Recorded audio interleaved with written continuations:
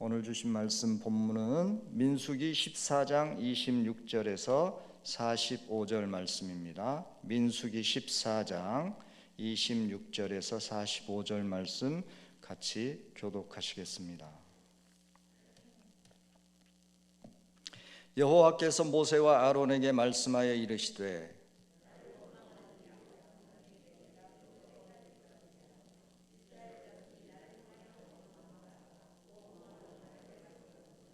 그들에게 이르기를 여호와의 말씀에 내 삶을 두고 맹세하노라. 너희 말이 내 귀에 들린 대로 내가 너희에게 행하리니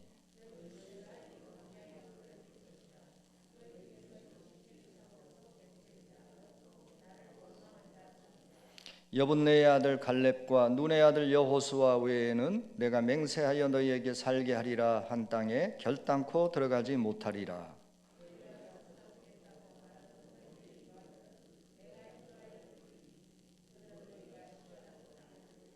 너희의 시체는 이 광야에 엎드러질 것이요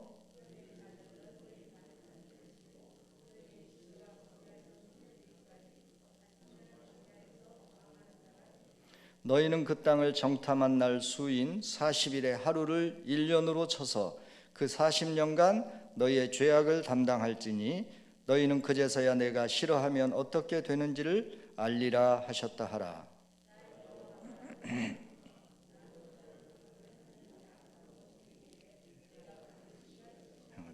그들이 이 광야에서 소멸되어 거기서 죽으리라.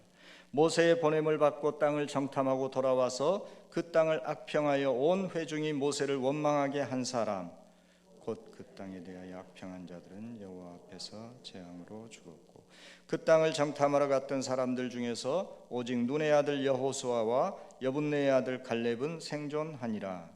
모세가 이 말로 이스라엘 모든 자손에게 알림해 백성이 크게 슬퍼하여 아침에 일찍 일어나 산 꼭대기로 올라가며 이르되 보소서 우리가 여기 있나이다. 우리가 여호와께서 허락하신 곳으로 올라가리니 우리가 범죄하였음이니이다. 모세가 이르되 너희가 어찌하여 이제 여호와의 명령을 범하느냐. 이 일이 형통하지 못하리라. 여호와께서 너희 중에 계시지 아니하니 올라가지 말라. 너희의 대적 앞에서 패할까 하노라. 아말렉인과 가나안인이 너희 앞에 있으니 너희가 그 칼에 망하리라. 너희가 여호와를 배반하였으니 여호와께서 너희와 함께하지 아니하시리라. 그들이 그래도 산 꼭대기로 올라갔고 여호와의 언약궤와 모세는 진영을 떠나지 아니하였더라. 아말렉인과 산간지대에 거주하는 가나안인이 내려와 그들을 무찌르고 호르마까지 이르렀더라. 아멘. 오늘 말씀은 13장 1절부터 시작되는 가나안 땅을 정탐하는 얘기와 연결되는 얘기입니다. 하나님께서 모세에게 각 지파 지휘관 한 사람씩 차출을 해서 12명의 정탐꾼을 보내서 가나안 땅을 정탐하라고 명령하셨습니다. 12명의 정탐꾼들 중에서 여호수아와 갈렙을 제외하고 나머지 10명은 그 땅을 정탐하고 나서 악평을 하면서 적들이 너무 강해서 우리는 이기지 못하리라 하였고 또 우리들의 처자가 사로잡히리니 애굽으로 돌아가는 것이 차라리 낫겠다고 보고를 합니다. 각 지파의 지도자들이 이렇게 보고를 하자 백성들은 크게 동요하였고 심지어는 여호수아와 갈렙을 죽이려고까지 돌로 치려고까지 하게 됩니다. 우리가 읽은 본문의 분위기가 오늘 이 본문의 분위기가 매우 심각합니다. 27절 한번 보시면 나를 원망하는 이 악한 회중에게 내가 어느 때까지 참으랴. 이스라엘 자손이 원망하는 말을 하나님께서 들으셨다고 말씀합니다. 그리고 너희 말이 내 귀에 들린 대로 너희에게 행하겠다고 말씀하십니다. 가나안 땅을 악평하고 적들을 이기지 못하겠다고 했기 때문에 이제 20세 이상으로 계수된 자들, 민수기는 인구를 계수한 사건이 2번 나옵니다. 초반에 한 번 나오고 이제 이 백성들이 20세 이상 다 죽고 나서 또 후반부에 보면 계수한 내용이 또 나옵니다. 초반에 계수했던 그 인구 중에서 20세 이상 계수됐던 모든 자들이 광야에서 죽게 됩니다. 사로잡히겠다고 말하던 유아들은 오히려 가나안 땅에 들어갈 것을 말씀합니다. 여기서 유아라고 표현했지만 이 말씀은 20세 이상의 어른에 대비되어서 20세 미만의 자녀들을 얘기합니다. 정탐했던 기간 40일을 1년으로 쳐서 40년을 광야에서 방황하게 하시겠다고 말씀합니다. 그 40년간 백성들이 자신들의 죄를 담당할 것이라고 말씀합니다. 결국 이 말씀대로 20세 이상의 백성들은 광야에서 소멸되어 모두 죽었고 여호수아와 갈렙만이 20세 미만의 자녀들과 함께 가나안 땅에 들어가게 됩니다. 하나님께서 왜 이렇게 경노하셨을까요? 이스라엘 백성들을 출애굽시킨 것은 광야에서 죽게 하려고 그런 것이 아니었습니다. 출애굽기 6장 7절 8절은 말씀합니다.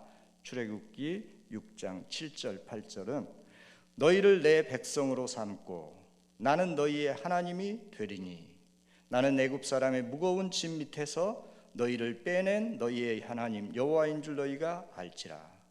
내가 아브라함과 이삭과 야곱에게 주기로 맹세한 땅으로 너희를 인도하고 그 땅을 너희에게 주어 기업을 삼게 하리라. 나는 여호와라 하셨다 하라.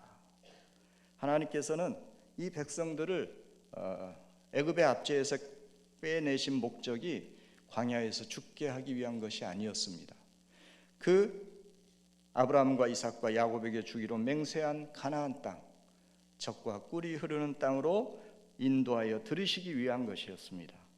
출애굽기 3장 8절, 우리가 잘 아는 출애굽기의 요절이라고 할 수 있는 3장 8절도 말씀합니다. 내가 내려가서 그들 애굽인의 손에서 건져내고 그들을 그 땅에서 인도하여 아름답고 광대한 땅, 젖과 꿀이 흐르는 땅, 곧 가나안 족속, 헷 족속, 아모리 족속, 브리스 족속, 히위 족속, 여부스 족속의 지방에 데려가려 하노라고 말씀했습니다. 즉 가나안 땅에 데려가기 위해서 하나님이 출애굽시킨 것이지 광야에서 죽게 하기 위한 것이 아니었습니다. 그럼에도 불구하고 왜 지금 대부분의 백성들이 이 광야에서 가나안 땅을 들어가지 못하고 죽게 됩니까? 지금까지 하나님께서 언약과 택한 백성들을, 이스라엘 백성들을 인도하신 것은 그 모든 초점이 사실상 최종 목적지인 가나안 땅으로 인도하는 것이었습니다. 그 모든 목적지가 가나안을 향하고 있었습니다. 그러면 가나안 땅은 무엇일까요?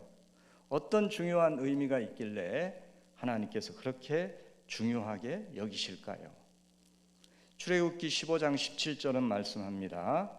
주께서 백성을 인도하사 그들을 주의 기업의 산에 심으시리이다. 여호와여, 이는 주의 처소를 삼으시려고 예비하신 것이라. 주여, 이것이 주의 손으로 세우신 성소로소이다. 주의 기업의 산에 심으시리이다. 백성들을 인도하여서 주의 기업의 산, 주의 기업의 산은 어디를 말씀하는 것입니까? 바로 시온산을 말씀하는 것입니다. 지금의 예루살렘을 말씀하는 것입니다. 성전산이라고도 얘기합니다. 왜? 그곳에 하나님의 성전이 위치해 있었기 때문입니다. 바로 그곳에 인도하려고 하는 것이라는 것입니다. 이것은 단순히 지정학적으로 그곳에 이스라엘 백성들을 드리는 것 이상의 의미가 있음을 우리는 알 수 있습니다. 존 리치라는 신학자는 애굽에서 가나안까지라는 책에서 가나안은 천국의 모형이 아니고 우리가 얼마나 순종해 가는가의 땅이다. 점령하는 땅이 아니라 약속에 따라, 언약에 따라 이미 우리에게 주신 땅이다. 지금 이스라엘 백성들은 가나안 땅에 들어가지 못해서 지금 갈등을 하고 있는 상황입니다. 근데 하나님께서는 이미 하나님의 백성, 언약 백성들에게 주신 땅이라는 것입니다. 오늘날 우리에게도 마찬가지입니다. 가나안 땅은 이미 하나님께서 우리에게 주신 땅이다. 그러므로 싸움은 육체적인 싸움이 아니라 영적인 싸움이다. 이렇게 얘기했습니다. 또 폴 톰스라는 신학자도 여리고 정복에서 주는 중요한 교훈이 하나 있는데, 그것은 그 전쟁의 진짜 상대는 여리고 군사들이 아니라는 사실입니다. 그 싸움은 자신과의 싸움이었습니다. 다시 말해서 여리고 성을 점령하는 일은 곧 우리 안에서의 영적인 싸움이라는 것입니다. 나와의 싸움이라는 것입니다. 생각해 보십시오. 침묵하고 하루에 한 바퀴씩 그 많은 백성들이 한 바퀴씩 아무 얘기 없이 돌라고 하십니다. 얼마나 하고 싶은 얘기가 많고 그 명령이 얼마나 불합리한지 사람들이 얼마나 얘기하고 싶었겠습니까?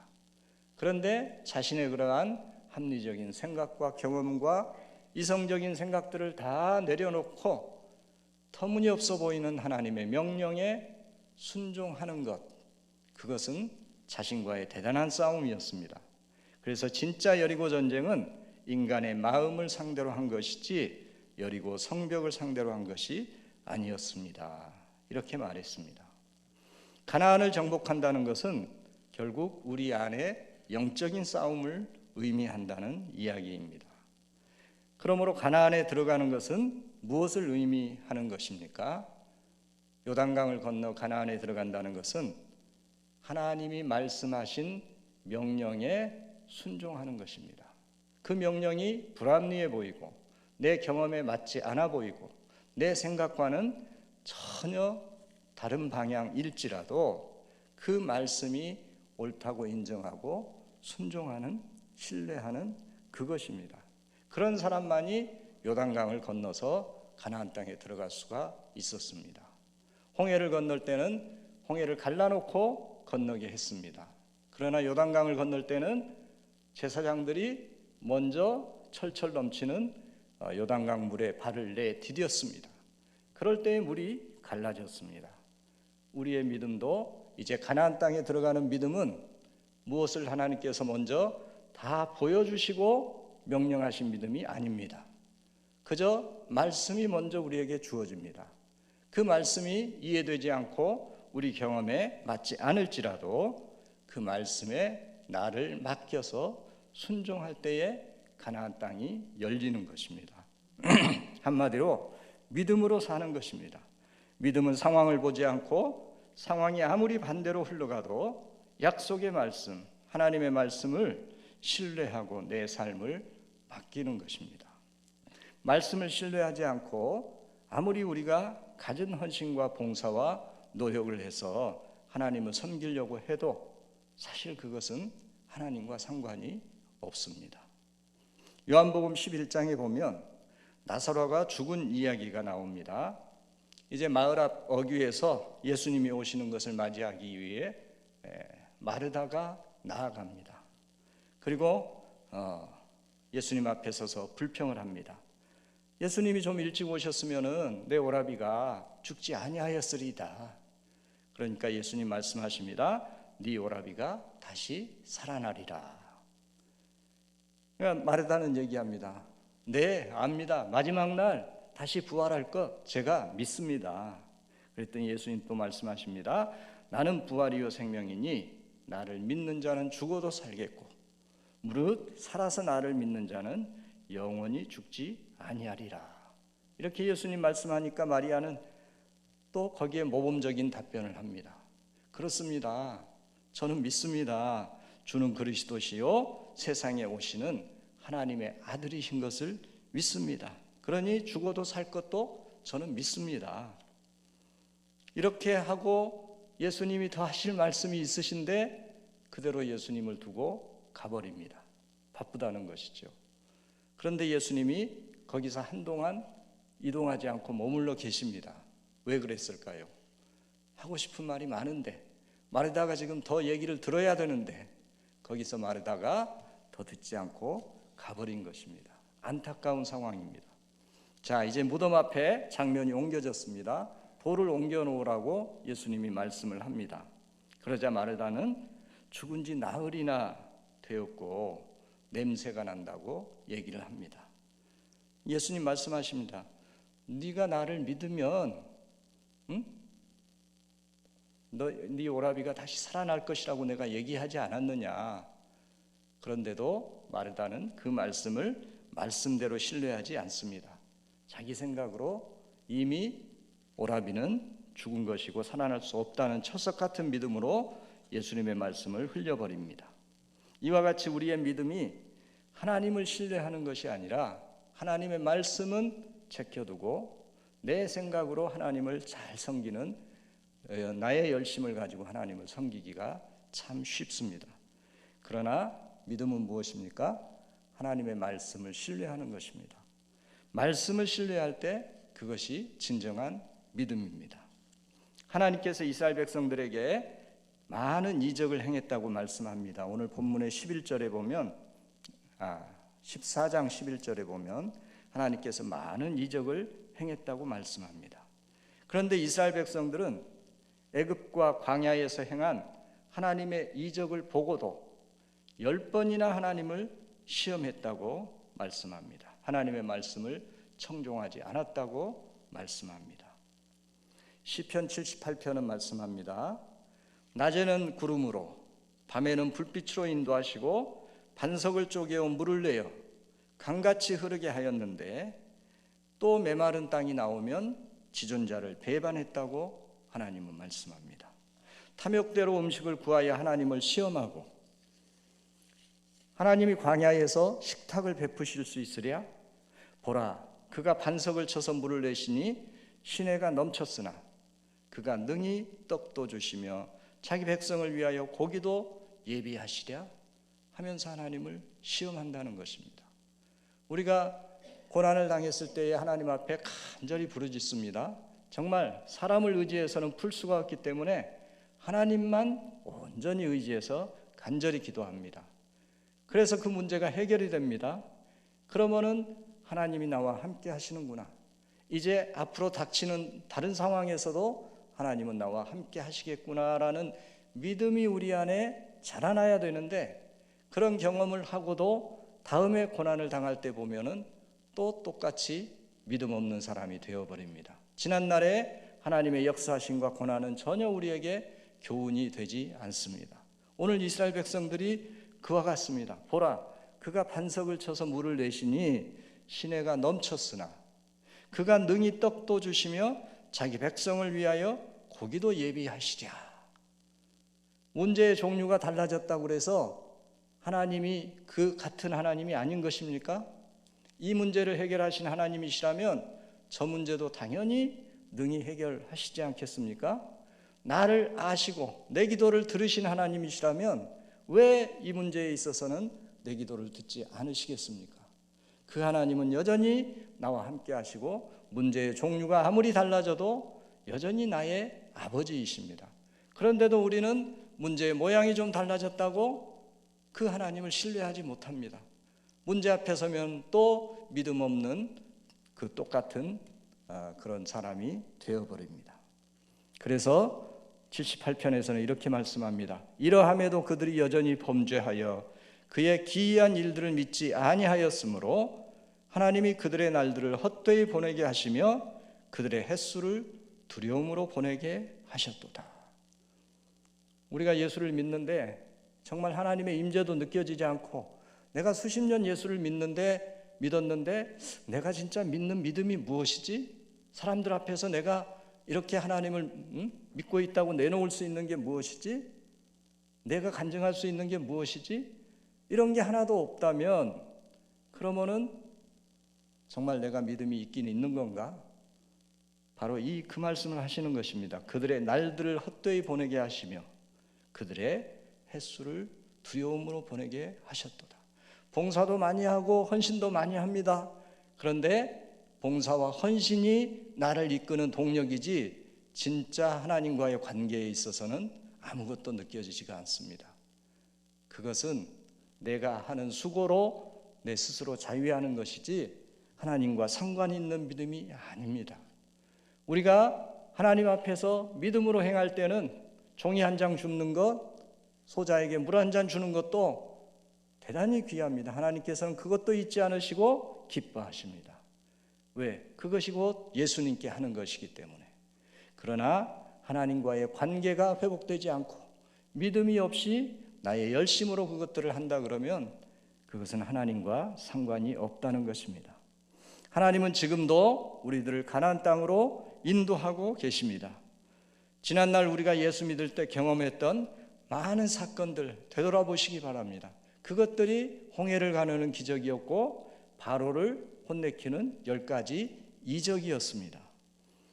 말씀을 통해서도 우리에게 말씀합니다. 그런데도 우리는 아직도 하나님의 말씀에 우리를 전폭적으로 맡기기를 주저하고 있습니다. 두려워하고 있습니다. 그러면은 아까 마르다의 사례에서처럼 믿음을 고백하긴 했지만 정작 결정적인 순간에 하나님의 말씀을 믿지 못하는 그런 불신앙의 사람이 되어버립니다. 우리는 차라리 마리아처럼 그냥 주님 앞에서 솔직하게 슬퍼하면서 울면 됩니다. 내가 믿음 없음을 안타깝게 여기고 나를 불쌍히 여겨달라고 하나님 앞에 나의 있는 모습 그대로 내려놓으면 됩니다. 내가 믿음 있는 척 온갖 모범적인 답안은 다 얘기했지만 정작 믿음 없는 행실로 드러나는 내 모습이 아니라 내가 믿음 없어 이렇게 이 상황이 힘들고 괴롭고 슬프다는 것을 하나님 앞에 있는 그대로 아뢰면 됩니다. 그러면 하나님께서는 불쌍히 여기십니다.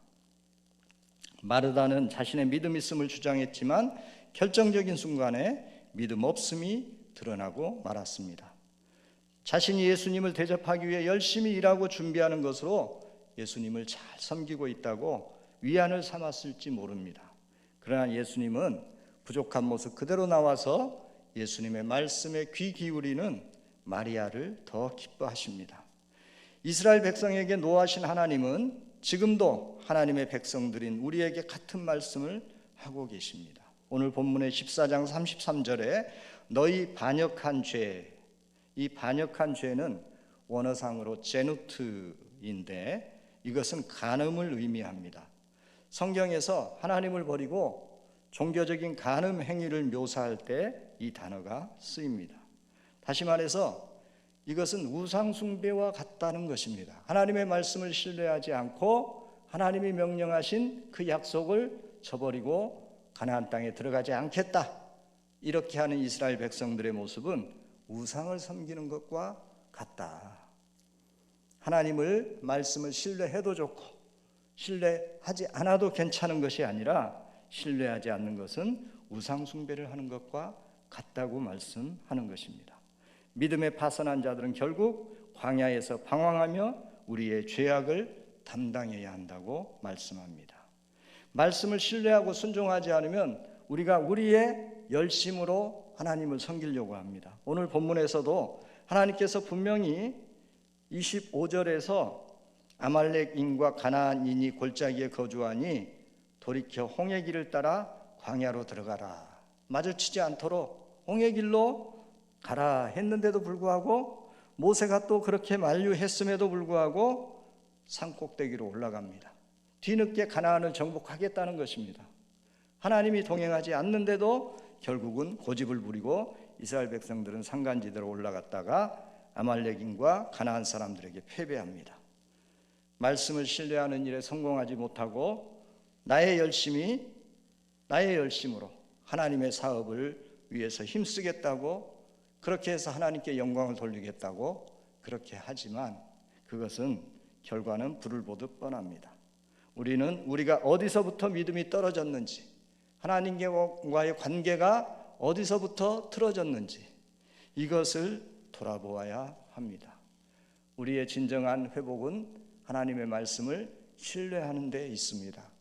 우리가 하나님의 말씀을 신뢰하지 않고 지금 나의 열심과 나의 헌신과 노력으로 포장하여 그것들이 나의 믿음이라고 착각하고 있는 건 아닌지 다시 한번 우리를 돌아보아야 합니다. 이것이 하나님의 임재 앞으로 다시 나아가는 것입니다. 지금 오늘 나에게 주어지는 나의 이 환경이 삶의 환경이 나의 믿음을 위해서 하나님께서 배려한 것인 줄 알고 하나님의 신실하심을 믿고 신뢰하면서 모든 상황에서 하나님의 일하심을 위해서 믿고 순종해야 합니다. 감사해야 합니다. 믿음이 없이는 하나님을 기쁘시게 할 수 없기 때문입니다. 우리 모두 이 믿음의 여정에서 승리하여 가나안의 삶을 살게 되시기를 축복합니다. 같이 한번 기도하시겠습니다. 할렐루야. 아버지 하나님, 하나님께서 우리의 아버지 되시고 우리에게 하나님의 귀한 지침인 말씀을 주시니 얼마나 감사한지요. 우리는 이미 예수 그리스도와 연합되어서 우리는 예수 그리스도 안에 있는 자들입니다. 그러기에 이제 우리의 능력과 지혜와 열심으로 하나님의 말씀을 지키는 것이 아니라 우리가 믿음 안에 포도나무에 붙어 있을 때에 그 모든 필요한 것들과 우리의 해야 될 일들과 생각해야 할 바와 모든 믿음의 행위들이 하나님으로부터 흘러나오는 것임을 우리는 믿고 깨닫습니다. 아버지 하나님, 우리의 믿음 없음을 하나님 앞에 고백합니다. 너무나도 연약합니다. 우리의 열심으로 문제를 해결하려고 열심으로 달려들지만 그럴 때마다 우리는 패배하고 낙심하고 결국은 우리의 무기력함을 증명할 뿐입니다. 그러나 모든 상황 앞에서 이미 우리가 예수 그리스도 안에 있는 존재임을 믿고 이 문제를 배열하신 것도 하나님의 뜻이 계셔서 이것을 통해서 우리에게 좋은 것 주시기를 기뻐하시고 하나님의 나라를 이루시기 위함임을 믿음으로 바라볼 때에 그 문제를 통해서 하나님께서 일하시는 것을 우리가 보게 될 줄 믿습니다. 이 믿음을 우리 모두에게 허락하여 주시옵소서. 그러할 때에 하나님의 말씀이 우리 가운데 역사하고 우리의 문제도 우리의 문제가 아니라 하나님의 문제로서 하나님께서 친히 주관하시고 다스리는 것을 보게 될 줄 믿습니다. 아버지 하나님, 감사합니다. 이 은혜를 우리 모두에게 주셔서 정말 감사합니다. 모든 영광과 찬양을 아버지 하나님께 올려드립니다. 우리 주 예수 그리스도 이름으로 기도합니다. 아멘.